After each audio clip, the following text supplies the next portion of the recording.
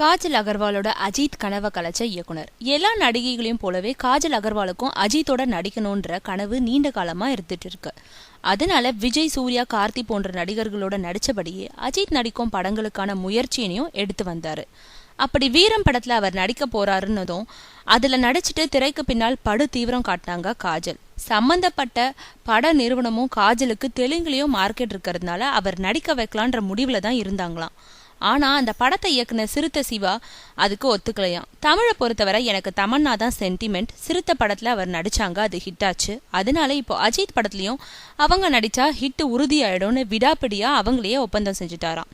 அது காரணமா காஜல் அஜித்தோட நடிக்கும் வாய்ப்பு கழி நழுவி போயிடுச்சான்.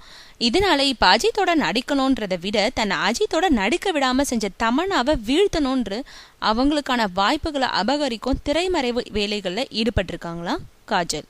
குறிப்பா மீண்டும் சிறுத்தையில நடித்த கார்த்தி தமன்னா ஜோடி சேர்க்க டைரக்டர் சிவா தயாராகிட்டு வர்றதுனால அந்த பட வாய்ப்பை கார்த்தியை வச்சு தான் கைப்பற்றி விட வேணும்னு களத்துல இறங்கியிருக்காங்களாம் காஜல்.